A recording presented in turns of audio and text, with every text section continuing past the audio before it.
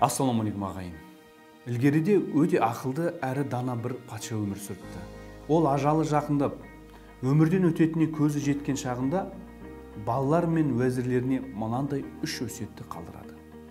Бірінші, мені жерлеуге алып шыққанда денемді қабір басына дейін тек дәрігерлерім ғана көтеріп апарсын. Екіншісі, денемді алып шыққанда мына жатқан жерімнен көрме дейін алтын күміс теңгелер шашып отырыңдар дейді. Ал үшінші, екі қолымды кебінен шығарып, салбыратып, ашылған күйде қалдырыңдар дейді. Патша өсиетін мұқият тыңдаған бас уәзір оған барлық өтініштерінің орындалатынын жеткізіп, олардың мәнін түсіндіруін өтінеді. Сонда патша терең күрсініп, осы күндері бір нәрсені көзім толық жетуде. Артында қалғандарға соны сабақ ретінде қалдырып кеткім келеді.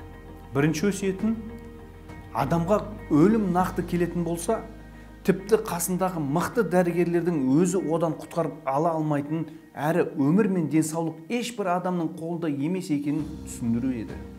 Екіншісі, мал дүние жинап шаршаған уақыттарымыз бекерге кеткен екен.